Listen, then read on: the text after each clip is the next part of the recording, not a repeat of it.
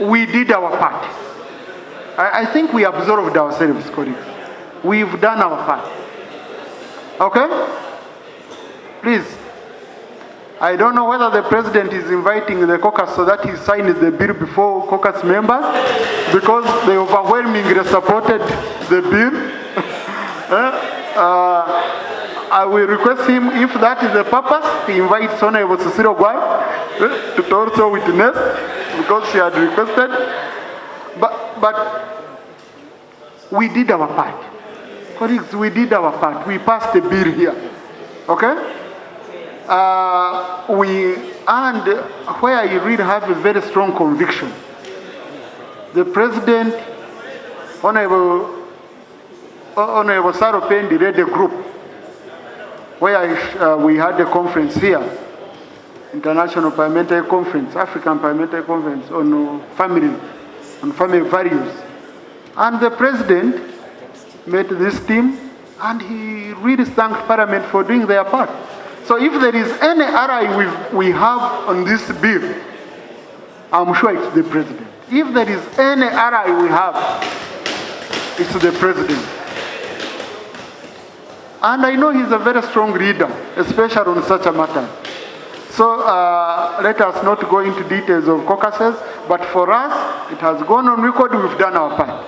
If there is any other issue, we are ready to even do our part, even in a more tougher way. Even in a more tougher way, by the way. In terms of having a much stronger bill than the one we have, we are even ready to have a much stronger bill than the one we have. If you might find the president found our bill weak, maybe, or what? Yeah? So we are ready to make it even tougher. Okay? Yeah, we are ready to bring it here, and colleagues will make it tougher. So, Right Honorable Speaker, I am raising a matter of national of procedure, because since we passed the bill, everywhere I go, people are asking, has it now been assented to? So, Right Honorable Speaker, I'm seeking your guidance, your top leadership. You should be able to tell His Excellency the President,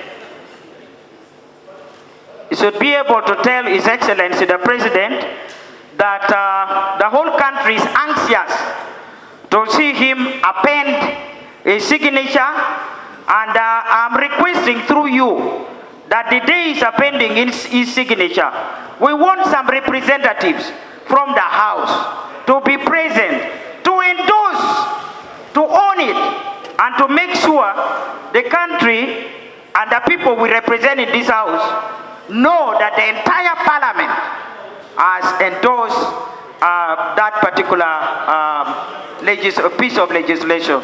So, Right Honorable Speaker, I am raising this as a matter of serious concern. And this House unanimously passed that bill, and it was supported by both sides, and that the government gave a certificate of financial implications, and so there was no objection.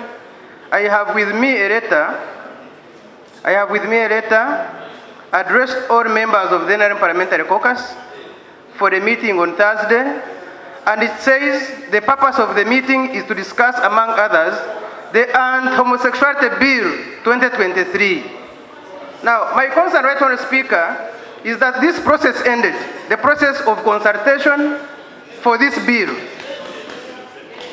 That you consult, you come here, we process and pass a bill.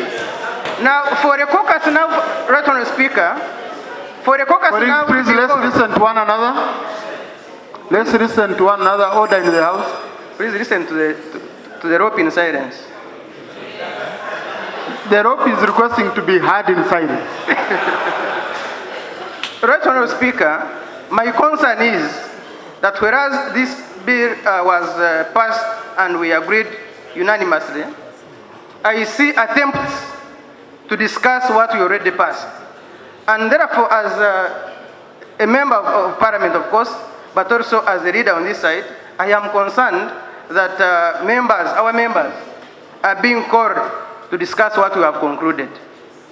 I would want to know why, because I see it is signed by Obua Den Samson, who was here when we passed this, So I would want to know why he's inviting members to discuss what we already passed.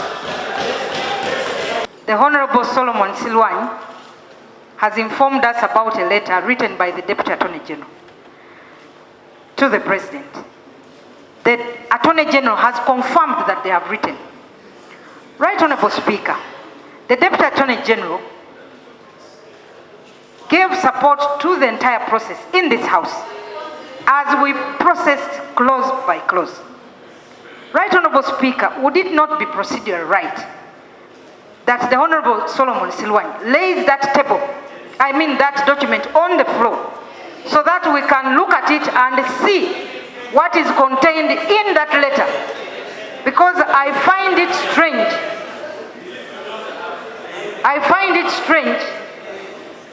There may be issues that may require further action against the Deputy Attorney General, if at all he goes against what he stated on the floor.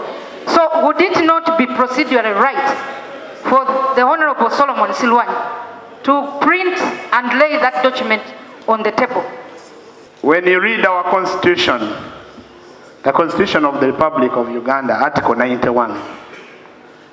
Article 91 stipulates the exercise of the legislative powers of the Parliament of the Republic of Uganda, and stipulates what happens, Right Honourable Speaker, when we pass laws.